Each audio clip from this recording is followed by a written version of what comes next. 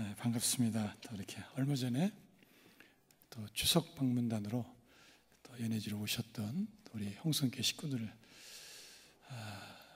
이곳에 오기 전에 몇 번 만나 뵀는데 굉장히 반갑고 굉장히 좋았습니다. 사실 제가 이 자리에 이렇게 서 있는 것 자체가 기적이요 하나님의 은혜라고 말할 수밖에 없습니다. 사실 이렇게 워낙에 큰 사고를 당했음에도 불구하고 털끝 하나 상하지 않은 것 때문에 누가 앞에서 이렇게 전복사고 났어요, 큰 교통사고 났어요 이런 얘기를 할 수 없을 정도로, 그러나 분명한 것은 그 가장 어려운 순간 속에서도 하나님이 천사를 보내시사 차를 이렇게 탁 들어가지고 그냥 저기 소프트한 그 땅에다 이렇게 처박아 놨어요. 이렇게. 사실 이 사고 이후에 지난 9월 24일에 노보르사노부카라는 지역에 교회를 다시 개척하는 그런 계획이 있었습니다. 굉장히 마음이 좀 분주했고 또 우리 교우들도 또 그 때를 위해서 계속 기도하고 있었던 때였어요. 근데 그날 제가 동일하게 우스리스크를 떠나서 그 먼 거리 이제 사역하러 가는 날이었어요. 근데 굉장히 비가 많이 왔습니다. 그래서 제가 원래 가던 길이 막혀서 그 길로 갈 수 없어서 또 다른 길을 찾아서 가고 있었어요. 근데 그 길도 비가 너무나 많이 와서 범람해서 그 길을 갈 수가 없었어요. 어떻게 할까 기도하다가 우리 통역이 제가 또 하나의 길을 알고 있는데 한번 거기로 가봅시다. 갔는데 그 길은 열려 있더라고요. 그리고 제가 예배를 드려야 될 그 장소 노보르사노부카 한 20분 남겨놓고 사고를 만났습니다. 제가 사고를 만나고 이러한 그 간증을 처음 하는 것 같아요. 사실은 이렇게 공적인 자리에서. 근데 오늘 말씀드리기 전에 좀 얘기를 해야 될 것 같아요. 그래야 이게 자연스럽게 오늘 말씀과 연결이 될 것 같습니다. 그날 이제 비가 많이 왔고, 그리고 제가 오가는 그 길이 좀 장거리 또 여행길이었고, 도로가 별로 안 좋았어요. 어쨌든 그 나쁜 도로에서 미끄러지면서 제 차가 이렇게 미끄러지고 차가 돌고 중앙선을 넘어서 마주오는 그 상황 속에서 이 왼쪽에 그 큰 그 가드레일이 있었습니다. 근데 그거를 밟고 계속 지나가면서 16m, 그리고 어느 시점에서 차가 딱 걸리고 그냥 거꾸로 그냥 이렇게 낭떠러지에 처박혔어요. 시간적으로 보면 한 10초 안에 일어난 일인 것 같습니다. 저는 순간 그 핸들을 놓치지 않으려고 계속 그 상황을 보면서 주여 꽝 이렇게 해버렸어요. 꽝 하는 순간은 저희 세 사람 모두는 이렇게 거꾸로 매달려 있었어요. 이렇게 벨트를 다 다행히 했었고, 그리고 매달린 상태에서 청룡열차 탄 기분이었었어요. 그리고 안부를 물었어요. 니나야 괜찮니? 여보 괜찮아? 나도 괜찮아. 근데 이 벨트를 이렇게 풀려고 하고 누르니까 이게 온 체중이 쏠려 있으니까 거꾸로 매달려 있는 거예요. 거꾸로. 그래서 간신히 열고 열어주고, 마침 그 옆에 그 아까 사고 난 차 창문이 깨져 있었어요. 다행히. 그래서 거의 간신히 사람이 나갈 수 있어서 그걸로 기어 나왔어요. 비가 억수같이 왔습니다. 근데 마침 저희 차 사고를 봤던가 봐요, 러시아 사람들이. 그리고 세 명이 저희가 낭떠러지에 떨어졌거든요. 평지가 아니라. 그래서 이게 줄을 로프로 연결해가지고 저희한테 던져주더라고요. 그래서 저희가 그거 잡고 이제 올라왔죠. 올라와서 뭐 했을까요? 정말 놀란 가슴 잠시 쓸어내리고, 이게 뭐랄까, 이게 그냥 기도해야 되겠더라고요. 그래서 제가 니나 일로 와, 여보 일로 와, 셋이 손 붙잡고 비가 막 내리는 겁니다. 무슨 영화 한 장면 같지 않습니까? 드라마 같지 않아요? 일부러 그냥 비를 맞으면서 뭔가 하는 것처럼. 근데 맞을 수밖에 없었어요. 상황이 그런지라. 그래서 셋이서 손을 붙잡고 그냥 감사합니다. 감사합니다. 살려주셔서 감사합니다. 고맙습니다. 그리고 눈을 뜨고 사고 수습을 하고 해야 될 상황이었습니다. 사실 제가 이 자리에 쓴 것은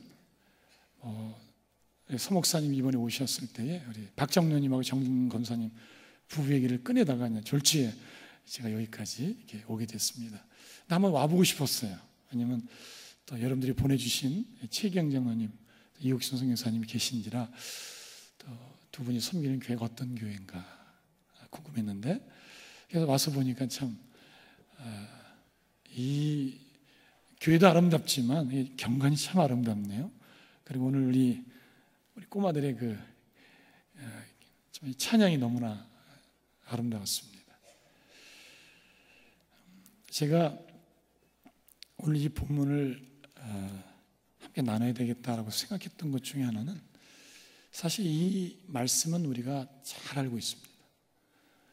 근데 이 말씀 가운데 우리가 소위 말하는 이 복음이라는 단어의 그 내용이 아주 깊이 묻어 있는 본문입니다, 사실.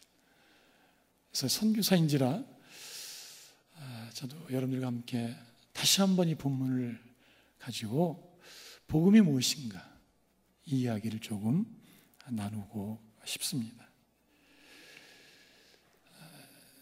저의 이 말씀을 드리기 전에 저를 잠깐 좀 소개하는 것이 여러분들에게 이 말씀과 연결해서 도움이 될 것 같습니다. 저는 이제 85년도에 처음 선교라는 이름으로 선교를 시작했습니다. 그때 당시 합신 1학년 때인데, 제가 원래 그 낙도에 대한, 한국의 낙도에 대한 하나님의 부르심이 있어서 늘 그렇게 기도하고 있었어요. 근데 제가 합신을 들어가니까 합신에 이제 친구들이 8명이 이제 자취방에서 이렇게 수원에서 공부를 하는데, 앞으로의 미래에 대한 비전을 이렇게 나누었어요. 근데 저희 비전을 나누었더니 우리 친구들이, 야, 그러면 이번 겨울에 김은열 전도사 그 비전인 한국의 낙도에 같이 한번 사역으로 내려가자 한 것이 저에게 첫 번째 선교의 사역의 시작이었습니다.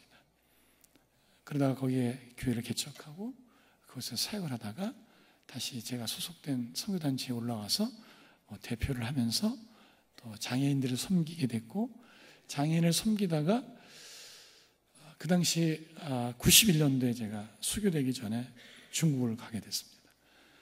들어가서 제가 흑룡강부터 상해까지 한번 쭉 한 달 동안 이렇게 여행을 했는데 너무나 가슴이 뛰더라고요. 뛴 이유는 다름이 아니라 완전히 그 어장이에요, 어장. 너무나 그 복음에 대한 갈급함이 많은데 뭔가 말씀을 가지고 전할 사람이 없는 거예요.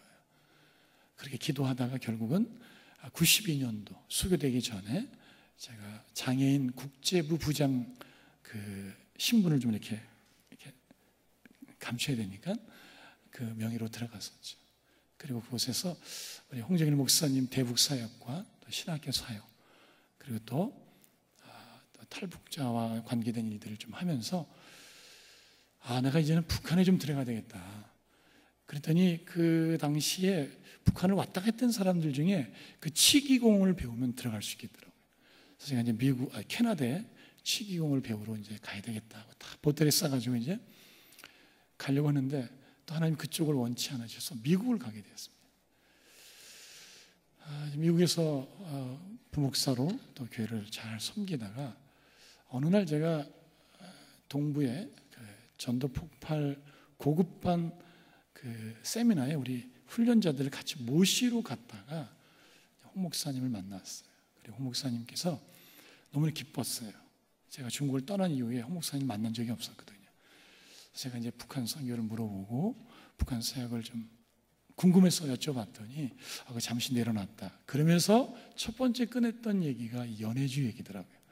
얼마 전에 그 매스컴을 통해서 이 연해주의 상황을 봤다. 근데 저도 미국에서 그걸 봤거든요.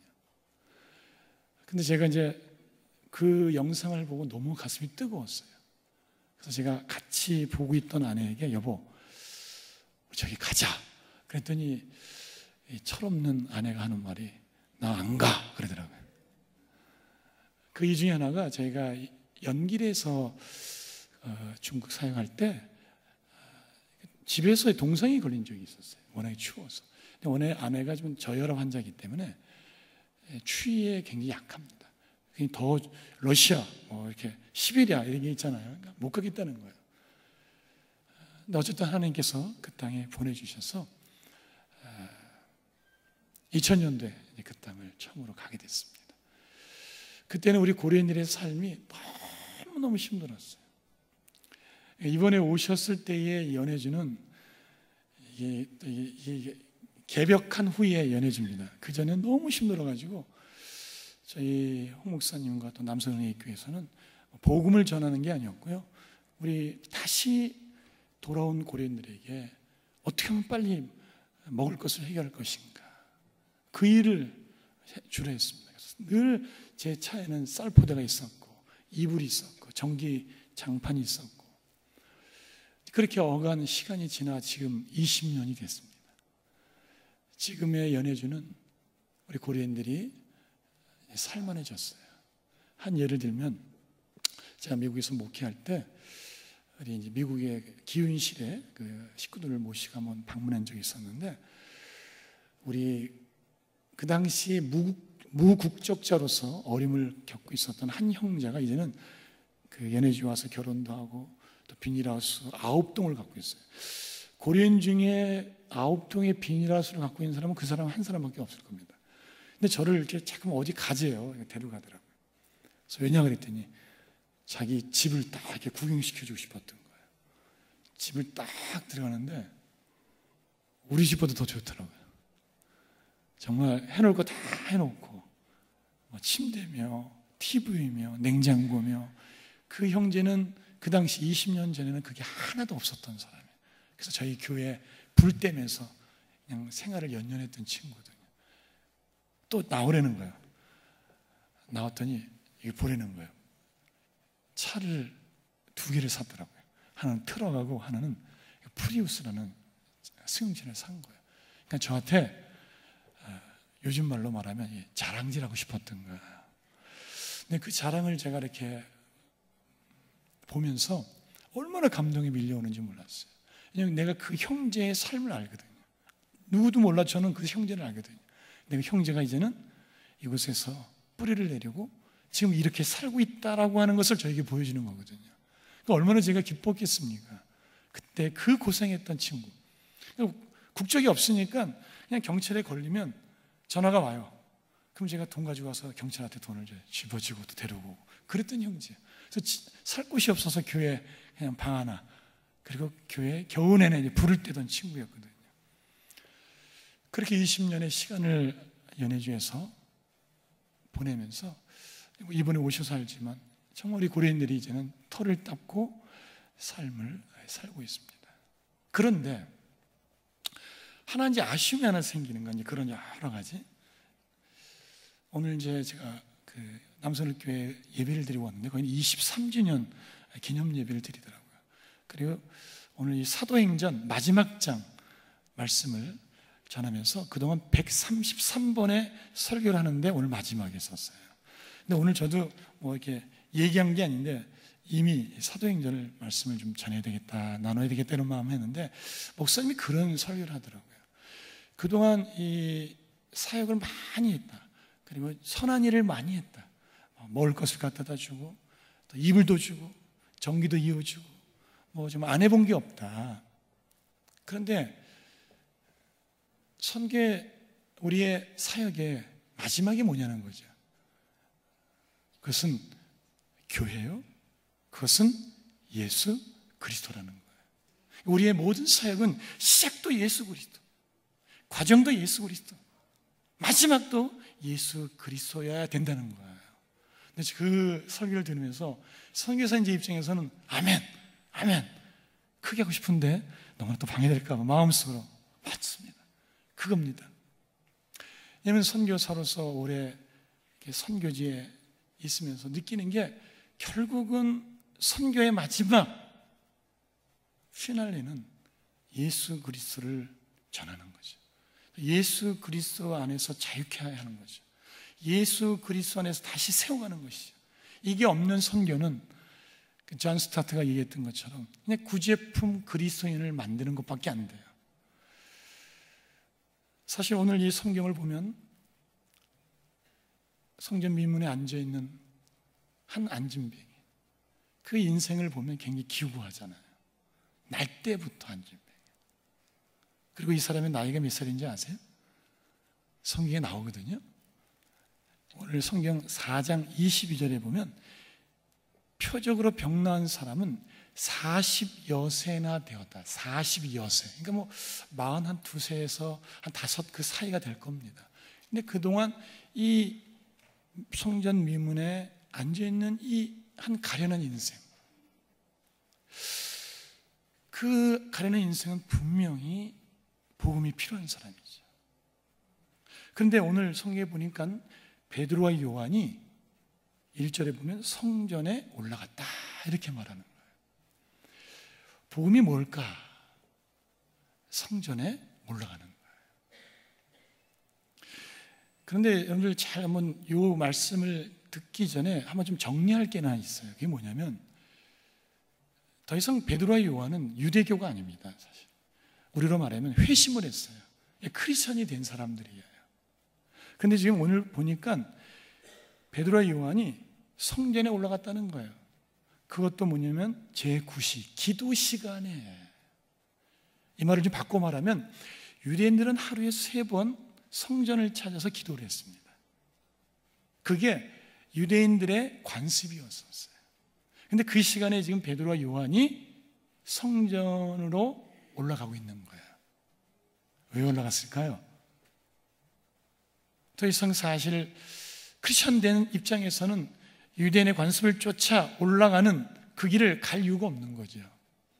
그런데 이 베드로와 요한이 그 길을 좀 올라가고 있다는 거예요. 근데 이 부분에 있어서 존 칼빈이 아주 재밌는 주석을 해놨어요. 어떤 주석을 했냐면 기도하러 베드로와 요한이 성전에 올라간 것이 아니다. 지금 베드로와 요한이 성전에 올라간 것은 기도하러 올라간 유대인들이 그곳에 많이 모여있기 때문에 많이 모여있는 그들을 만나기 위해서 올라갔다. 이렇게 주석을 해놨어요. 이게 무슨 말인가요? 베드로와 요한이 어떤 사람이에요? 예수를 몰랐던 사람이잖아요. 그렇잖아요. 그런데 그가 정말 사도행전 2장에서 성령의 세례를 받은 거예요. 그리고 놀라운 변화가 그 삶 속에 시작된 거예요. 다시 말하면 복음을 제대로 만났다는 거예요. 복음을 제대로 이해했던 거예요. 복음을 제대로 이해하면 성전으로 올라갈 수밖에 없는 거예요. 아멘? 근데 복음을 제대로 이해하지 못하면 자기 동족에 대한 거룩한 부담감이 없어요, 사실은. 근데 복음이 진짜 내 속에 딱 들어오면 자기의 동족에 대한 그 거룩한 부담이 너무 있어 잠을 못 자는 거예요. 내 남편의 그 영혼 구원 때문에 잠을 못 자는 거예요. 내 자식 영혼 구원 때문에 잠이 안 와야 되는 거예요. 지금 베드로와 요한이 그 심정으로 성전에 올라가고 있는 거예요. 오늘 여러분들 11월 달에 새수민 축제가 있다는데 어떻게 여러분들 교회 행사가 아니에요. 이건 영혼 구원하는 것은 교회 행사가 아니에요. 매일매일 매 순간 우리는 성전에 올라가야 돼요. 따라합시다. 의도를 가지고. 지금 베드로와 요한이 사실 의도를 가지고 그 예루살렘 성전으로 가고 있다는 걸 잊으시면 안 돼요. 갈 이유가 없는 사람이에요. 왜 간다고요? 그곳에 예전에 나 같은 그런 사람이 무수히 모여있기 때문에 내가 만난 그 예수, 내가 만난 그 복음을 그들에게 전하지 않을 수 없다는 거죠. 그래서 지금 올라가고 있는 거예요. 우리 속담에 이런 말 있지 않습니까? 호랑이를 잡으려면 어디 가야 된다고요? 호랑이의 굴에 가야 되는 거예요. 선교사가 정말 그러더라고요. 제가 이 노브로 산업부가 세 번째 개척한 그 지역은 정말 제가 가고 싶었던 곳이 아니에요. 제 생각에는 없었던 지역이었었어요. 근데 우리 이은규 선교사님이 어느 날 한번 우리 농가에 가자 그러더라고요. 그래서 갔어요. 그래서 이제 농가 잘 봤어요. 그랬더니 어느 그 여성도 한 분이 여기 옛날에 교회가 있었다는 거예요. 그래요? 교회 한번 가자고. 갔더니 이미 교회가 6년 전에 문이 닫혀가지고 폐허가 돼버렸어요. 뭐 사방팔방에 그냥 그 거미줄이 있고. 그래서 듣고 왔어요. 근데 나올 때쯤에 그 한 노인이 그런 얘기를 하더라고요. 우리도 예배 드리고 싶어요 그러더라고요. 근데 그게 나와 무슨 상관이니까 그 당시에는 그런 마음이 있었어요. 왜냐면 제가 지금 살고 있는 곳은 그 근처가 아니라 왕복 9시간 왔다 갔다 해야 되거든요. 그래서 그냥 한번 듣고 그냥 왔어요. 그리고 제가 이제 미국에 또 가야 될 일이 있어서 가서 새벽 예배마다 기도하는데 그 노인의 음성이 들리는 거예요. 어떤 음성이에요? 우리도 예배 드리고 싶어? 요요요요요요 하는 거죠.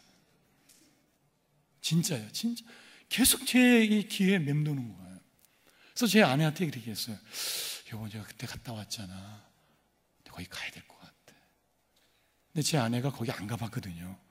가봤으면 가지 말자고 했을 것 같아요. 왜 그게 뭐 한두 시간 거리가 아니잖아요. 왕복 9시간 거리니까요. 그래서 시작한 예배가 그 노브로 사람과 예배예요. 그 9시간 어떻게 다녔을 것 같아요? 누가 이렇게 자주 물어봐요. 어떻게 한번 같이 동행 갔다 보면 어떻게 여기 이렇게 매일 다니냐고. 어떻게 근데 죄송하지만 저도 제정신으로 왔다 갔다 하지 않았어요. 뭔가 이렇게 씌워서 왔다 갔다 했지 이게 제정신으로 왔다 갔다 할 거리는 전혀 아닙니다. 근데 2년 4개월 동안 다녔어요. 그리고 지난 9월 24일 날 여러분들이 오셔서 뜻깊은 개척 예배를 드리게 된 겁니다. 무슨 말이에요? 성전으로 올라가야 되는 거예요. 영혼이 있는 곳으로 가야 된다는 거예요. 내가 정말 복음을 만났습니까? 내가 정말 십자가를 통과한 사람입니까? 그렇다면 그건 뭐 결론이 난 거예요. 성전으로 올라가야 돼. 의도를 가지고 올라가야 돼요. 왜요? 그것에 우리의 남편이 있고, 그것에 우리의 아이가 있고, 그것에 우리의 친척이 있고, 우리의 이웃이 있잖아요. 우리가 이것을 잃어버린다는 것은 아직까지 내가 십자가를 통과한 사람인가? 라고 하는 것들을 다시 한번 좀 되새길 볼 필요가 있다는 거죠. 근데 진짜 베드로와 요한도 그 복음을 만나는 순간 앉아있을 수가 없었던 거예요. 그 2장에 그 사건이 있고 나서 이제 3장이거든요, 사실은. 사랑하는 성도 여러분, 여러분 안에 의도를 가지고 이번 11월 달에 있다고 하는 그 새생명 축제에 의도를 가지고 좀 만나러 가기를 주의 이름으로 축원합니다. 그래서 정말 영혼 구원의 기쁨이 얼마나 큰 것인지, 내가 한 영혼을 내가 정말 주님 앞에 오게 하기 위해서 내가 기울였던 그 애씀과 노력과 그 땀과 피를 함께 그날 그 자리에서 누릴 수만 있다면, 이 땅의 삶에서 우리에게 주어진 축복, 이것보다 더 귀한 축복이 어디 있겠습니까? 목사님이 성목사님 말해서가 아니라 교회 어떤 행사 차원에서 얘기하는 게 아니라 정말 여러분들이 십자가를 만났다면, 십자가를 제대로 통과했다면, 복음을 제대로 만났다면 성전으로 올라가는 축복이 있기를 바랍니다. 아멘. 두 번째 복음이 뭘까요? 4절에 보면 이런 말이 있어요. 베드로가 요한으로 더불어 주목하여 이르되. 이 주목하다는 이 단어가 아주 복음을 잘 설명해 주고 있는 거예요. 이 주목하다는 단어는 어떤 거냐면 이런 겁니다. 포수가 짐승을 잡기 위해서 총을 들고 눈 하나를 이렇게 감고 그것만 응시한다는 거예요. 그게 지금 이 주목한다는 단어예요. 이게 왜 그렇게 하죠? 잡으려고요. 잡으려고. 지금 베드로와 요한이 성전 미문에 앉아있는 사람을 그렇게 응시했다는 거예요. 뚫어지게 봤다는 거예요. 근데 생각해 보세요. 지금 이 구시 때 성전으로 올라가면서 얼마나 많은 사람이 올라갔을까요? 그죠? 오늘도. 그런데 뭐예요? 그 누구도 이 한 미문에 앉아있는 안진뱅이를 주목하지 않았다는 거예요. 그냥 지나쳐 봤어요. 근데 지나쳐 보면서 뭐냐면 이 사람을 구제의 대상으로는 봤는데 구원의 대상으로는 보지 않았다는 거예요. 이게 지금 엄청난 차이인 겁니다. 그리고 자기네들끼리만 희낙낙하면서 성전에 가서 기도하고 찬양하고 그랬겠죠. 근데 그 시간에 한 안진뱅이는 미문에서 가슴을 치는 거예요. 가슴을 치는 거예요. 여러분, 주님이 2000년 전에 죄인들을 찾아오셨어요. 이게 복음이잖아요, 그죠? 성전으로 우리가 올라가야 되는 거예요. 그리고 뭡니까? 그 주님이 우리를 뭐예요? 한 사람 한 사람 주목하셨던 거예요. 아멘? 그래서 우리가 하나님의 사람이 된 거예요. 우리는 그를 알지도 못하는 그때에 그분은 창세전에 우리를 주목하셨다는 거예요. 그 주목의 결과가 내가 하나님의 사람이 지금 되어 있는 거예요. 문제는 뭡니까? 우리가 그 하나님의 십자가의 복음, 그것을 내가 알고 있고 내가 가진 자로서 내가 어떻게 될 것인가? 누군가를 주목하는 거예요. 뚫어지게 보는 거예요. 왜 주목해야 될까요? 그 상대의 필요가 무엇인가를 알기 위해서야 돼요. 우리는 남을 섬긴다는 것이 우리 식대로 하잖아요. 그냥 퍼주면 되는 것이고, 상대가 진짜 지금 무엇이 문제인가를 우리가 헤아리지 못하고 말하고 행동할 때가 굉장히 많습니다. 근데 진정한 섬김은 다른 게 아니라 상대의 필요가 무엇인가를 알고 그 필요를 채워주는 것, 이것이 섬김이거든요. 그래서 우리는 주목해야 돼요. 우리 주변 사람들을 주목해야 돼요. 우리 동네의 슈퍼마켓 아줌마를 주목해야 돼요. 우리 친구를 주목해야 돼요. 지금 저 사람이 무엇을 필요로 하고 있는 걸까? 내가 저 사람이 무엇을 해주면 좋을까? 이런 주목이 있을 때요, 복음의 역사는 나로부터 그 대상자에게 옮겨간다는 사실이에요. 이 주목함이 없으면요, 그냥 스쳐 지나가는 사람들이에요. 근데요, 놀라운 것은 우리가 살면서 우리 주변에 얼마나 많은 사람들이 존재하고 있습니까? 지금 오늘 이 한 사람의 안진뱅이와 그 성전으로 기도하러 올라가는 사람과 동일하다는 거예요. 얼마나 많은 사람들이 거기를 왔다 갔다 했겠습니까? 그런데 모든 사람들이 뭐예요? 주목하지 않았던 거예요. 스쳐 지나갔던 거예요. 근데 오늘 베드로와 요한은 뭐예요? 그 한 사람을 주목하기 시작한 거예요. 주목했던 거예요. 오늘 이 주목함이 여러분의 삶 속에 구체적으로 일어나기를 주의 이름으로 축원합니다. 그래서 이번 이 새생명 축제 때 여러분들이 주목하면서 기도하고 여러분들이 주목하면서 헌신했던 시간들, 썼던 그 봉사들, 그것들이 그날 열매로 드러나기를 소원합니다. 마지막, 여기 보면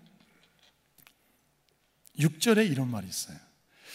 베드로가 가로되 은과 금은 내게 없거니와 내게 있는 것으로 내게 주노니 곧 나사렛 예수 그리스도의 이름으로 걸어라.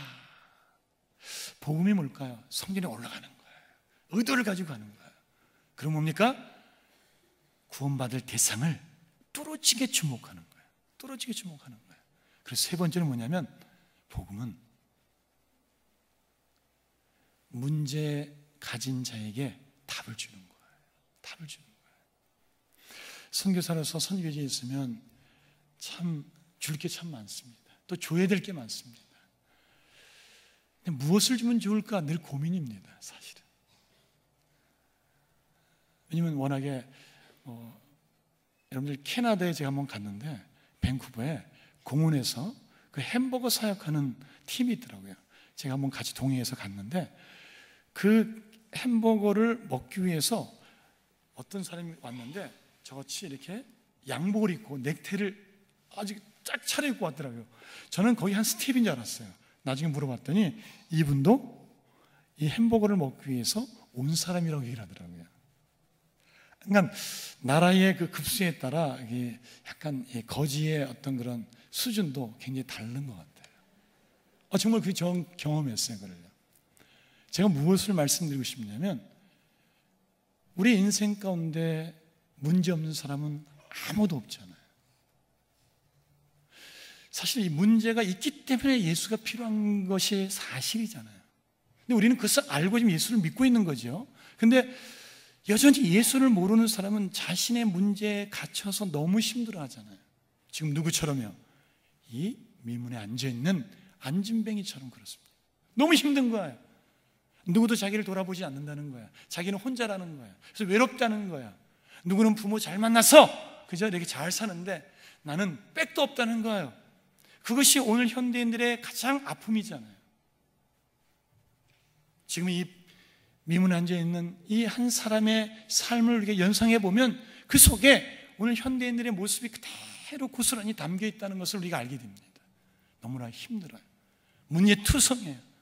부부의 문제, 경제적인 문제, 자녀의 문제, 이런저런 문제 앞에서 답을 못 찾고 있는 거예요. 답을 못 찾고 있는 거예요. 누구처럼?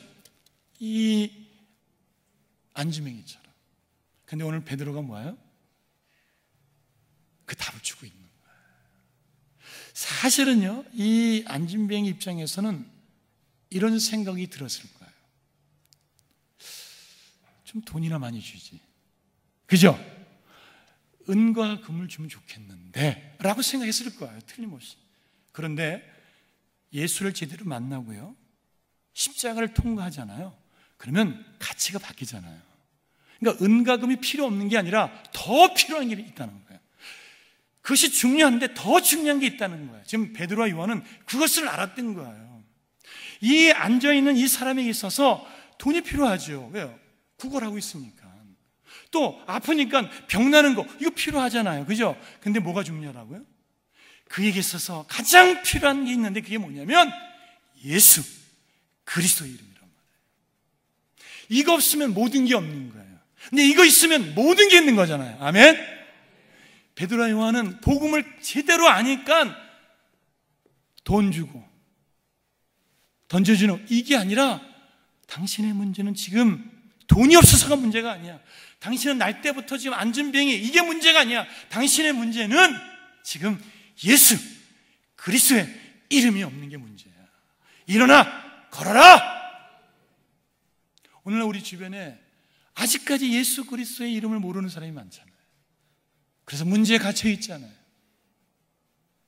오늘 여러분들은 먼저 정말 복음을 만났다면, 정말 십자가를 통과한 사람이라면 오늘 성전에 올라가는 일을 게으르하지 마세요. 주님이 이제 오셨을 때 여러분들을, 우리 모두를 만났을 때 무엇을 물어볼까 저는 늘 고민했었어요. 근데 어느 날 제가 해답을 찾았어요. 그 해답이 뭘까요? 주님이 승천하시면서 하셨던 그 마지막 부탁의 말씀을 확인하지 않을까.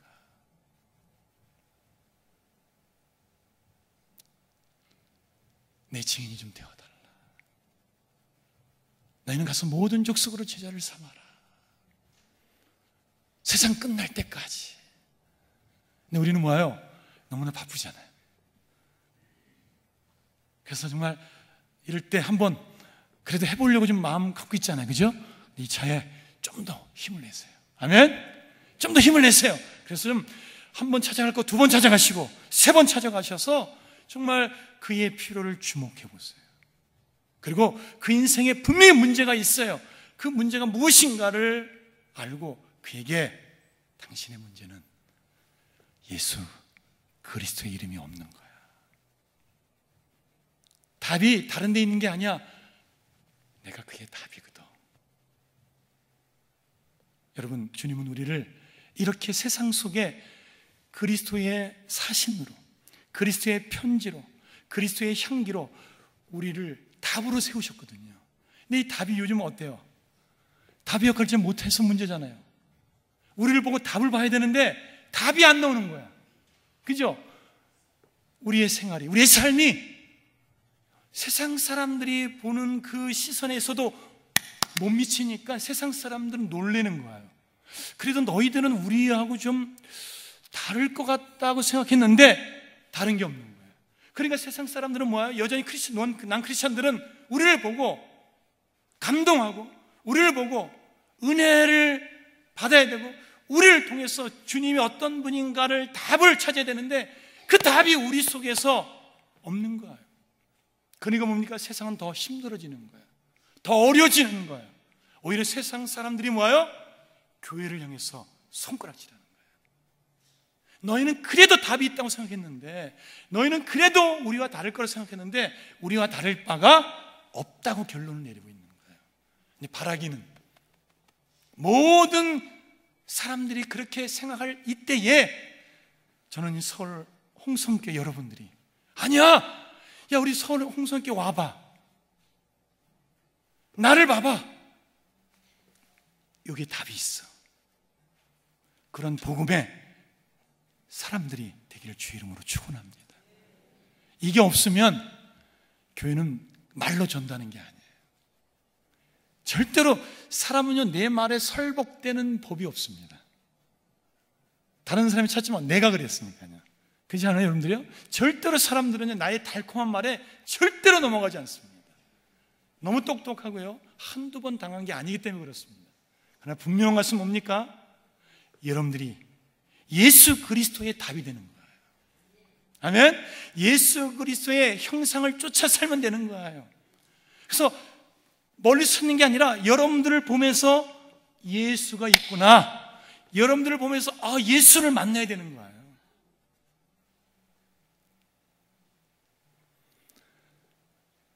그런데 오늘 성경에 보니까요 참 이 복음의 가장 응축된 마지막 말씀 한 단어가 나와요.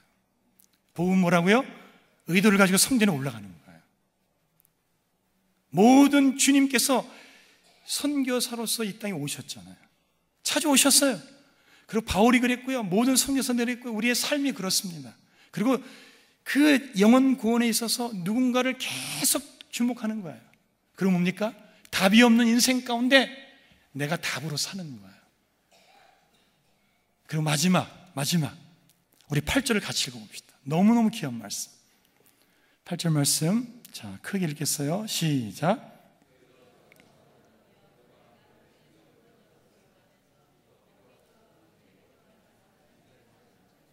네, 이제 여기 단어 보니까 뛰어서서 걸으며 그들과 함께. 이 함께라는 단어가 이 복음입니다. 이게. 유대인들 사고 속에는요 어떤 사고가 있었냐면 자기들만 구원은 받은 백성이다 라고 하는 아주 잘못된 의식이 가득 찼어요. 심지어는요 나중에 이 사도행전 뒤에 보더라도 베드로도 변화됐지 않았나요? 근데 이 의식을요 한 번에 지우기가 너무나 어려운 거더라고요. 여러분들 보자기 사건 아시죠? 네 차례 계속 환상을 보여줘도 베드로는 뭐예요? 이렇게만 얘기를 해요. 나 그거 안 먹어요. 환상 중에 계속 먹으라 그러거든요. 먹어라. 나 그거 못 먹어요. 지금 그 환상을 통해서 지금 무엇을 지금 베드로에게 깨닫게 해주는 걸까요? 너희 민족주의, 너희만 아브라함의 후손이라고 하는 그 잘못된 의식, 이것들을 깨기 위한 환상이었거든요. 근데 베드로는 뭐예요? 3,000명, 5,000명 회개하죠. 이 안진병이 일으켰죠. 그럼에도 불구하고 저기 9장, 10장에 가잖아요. 계속 그러고 있는 거예요. 결국은 그것이 고넬료 가정을 만나면서 깨지긴 하지만 우리 속에도 그런 마음이 있다는 거예요. 누군가를 차별하고 저 사람은 안 돼. 내가 이미 다 결론 내려버리는 거예요. 다른 사람은 몰라 저 사람은 안 된다라고. 이것이 얼마나 무서운 죄인지 아시겠습니까, 여러분들? 복음은 차별이 없습니다. 아멘? 복음은 모두가 함께 해야 된다. 우리 남편도 함께 해야 되고 우리 자녀도 우리의 친척도 다 함께 해야 되는 거예요. 내가 함께 하지 못하면 뭐예요? 나는 교회 와서 오늘 찬양하고 기도하고 너무 좋은데 그 시간에 누군가 성전 미문에서 울고 있다고요. 그 부르짖음은 먹을 것이 없어서 부르짖는 게 아니에요. 그 영혼이 너무 허해서 울부짖고 있다고요. 근데 우리는 어떻습니까? 우리끼리 성전에 들어와서 너무 좋은 거잖아요. 너무 기쁘잖아요. 교제의 기쁨도 있잖아요. 좋은 말씀 듣고 그저 기도하고.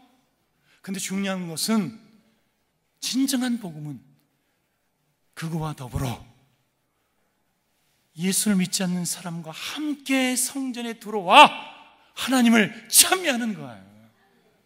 이번 여러분들 새수명 축제 때 여러분들 정말 한 사람은 아까 목사님 기도하라 그랬는데 그 사람과 함께 이곳에서 찬양하는 기쁨이 있기를 소원합니다. 저는 또다시 이제 22일이면 선교지로 들어갑니다. 늘 이런 마음이 있습니다. 항상 떠돌아다녔던 사람이기 때문에 제가 다시 이 땅에 간 지는 4년 10개월밖에 안 됐습니다. 제가 2000년대 가서 2005년대에 한 턴 마치고 미국에 들어갔습니다. 그리고 미국 도착하자마자 제가 3주 만에 개척을 시작했습니다. 그리고 10년 목회를 하다가 하나님이 또 새롭게 부르심이 있어서 이 땅에 온 지 4년, 지금 10개월이 됐습니다. 근데 이런 생각이 들었어요. 제가 목회를 잘하고 있었어요. 그리고 정말 행복하고 너무 좋은 교회를 섬기고 있다. 늘 이렇게 마음에 기쁨을 가지고 교회를 섬겼습니다. 근데 어느 날 새벽에 기도하는데 저보러 가라는 거예요. 이게 웬일이지? 믿고 싶지 않았어요. 왜냐면 그 당시 상황은 굉장히 안정됐거든요. 이제 교회를 한 10년 정도 이렇게 또 섬기다 보니까 정말 이민 목회의 어떤 안정에 들어가서 참 재미있었어요. 또 교우들과의 어떤 신앙생활도. 근데 뜬금없이 주님이 가라는 거예요.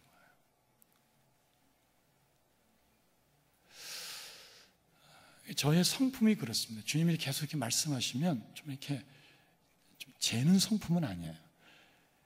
일단 이거 뭐지?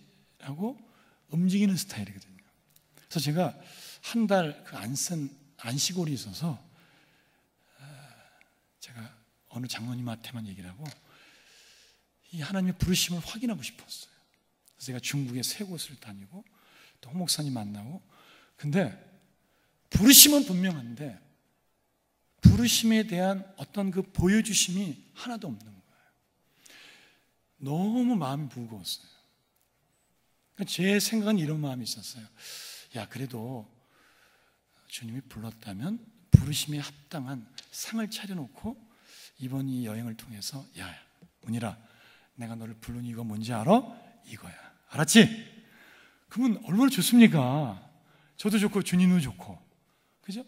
근데 하나님의 방법은 그럴 때도 있지만 그렇지 않을 때가 굉장히 많더라고요. 아무것도 보이지 않는 거예요. 그리고 답이 없이 다시 들어갔어요. 그리고 2달 반 동안 기도했어요. 근데 그때 저에게 주셨던 사인이 뭐냐면 응답이 엘리야를 통해서 응답해 주셨어요. 제 나름대로는 부르심에 대해서 어떤 마음이 있었냐면 큰 지진이나 강한 바람을 원했던 거예요. 그게 확실하잖아요, 우리. 그죠? 부르시면 그만큼 확실한 게 어디 있어요? 근데 하나님은 그렇지 않았던 거예요. 그건 내가 원했던 바고 주님은 뭐예요? 세미한 음성으로.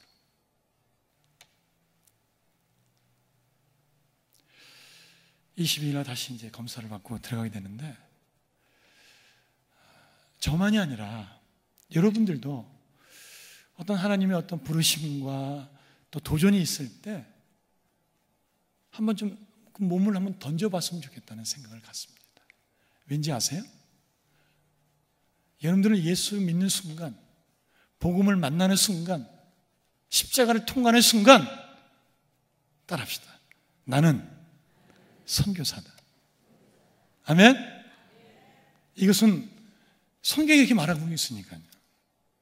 선교사는 최 장로님이나 또 우리 또 이옥수 선교사님이 선교사가 아니라 저만 선교사가 아니라 우리는 모두가 복음을 만나는 순간 선교사예요. 단지 그 선교가 우리는 나가서 하는 선교일 뿐이에요. 여러분들은 뭐예요? 여기 계시면서 하는 선교사일 그뿐이에요. 장소의 차이지 그 이상 그 이하도 하나도 다른 게 없다는 거죠. 그렇다면 오늘 여러분들에게 정말 복음을 만나셨습니까? 십자가를 통과하셨습니까? 그렇다면 의도를 가지고 한번 가봅시다. 가볼 때까지 가봅시다. 호랑이를 잡으려면 호랑이 굴에 가야 되지 않겠습니까? 그리고 그냥 스쳐 지나가는 한 사람이 아니라 유대인들처럼 어떤 한 사람을 한번 주목해 보기 시작하는 거예요. 끝까지 한번 주목해 보는 거예요. 그리고 그 사람의 문제가 무언가를 알고 그 사람에게 문제에 답이 있음을 가르쳐 주는 거예요. 그리고 뭡니까? 나 혼자 와서 찬양했던 나의 발걸음이 이제는 뭡니까? 그 사람과 함께 이곳에 와서 걷기도 하고 뛰기도 하면서 이곳에서 함께 찬양하는 그 기쁨이 여러분들의 마지막 삶 속에 있기를 주의 이름으로 소원합니다. 아멘. 기도 한번 합시다.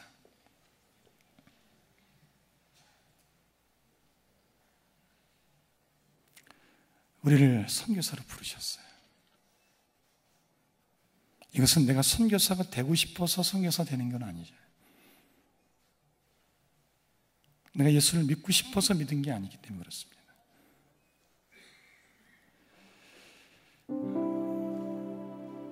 아직까지 마음속에 실감이 안 날 수 있어요. 이 이야기가 모르는 바는 아닐 겁니다. 이미 알고 있는 이야기일 겁니다. 그런데 내 삶 속에 선교적인 삶이 과연 있는가?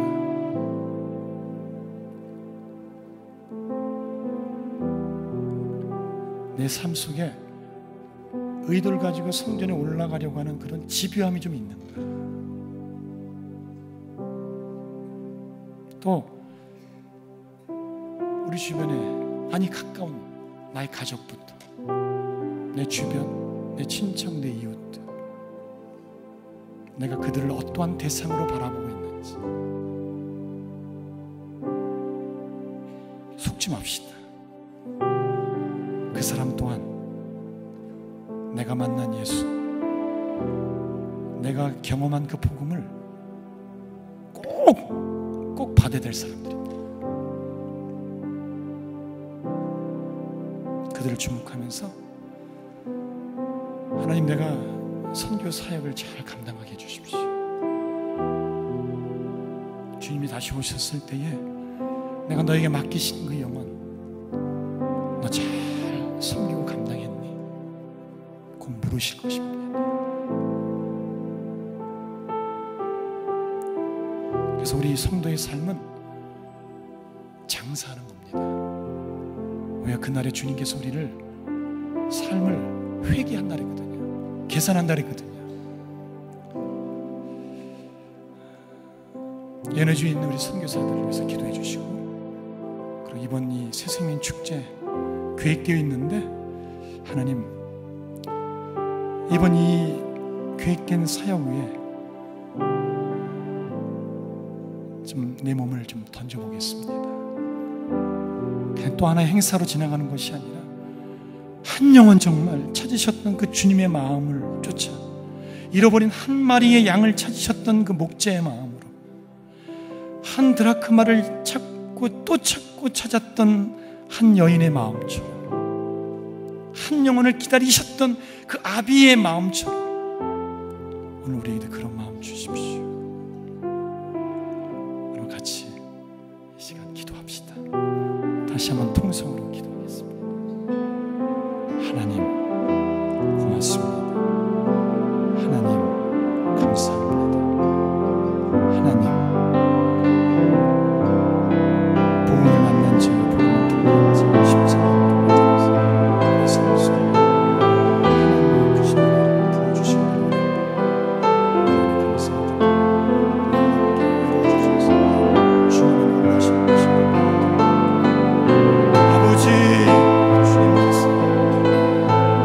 주여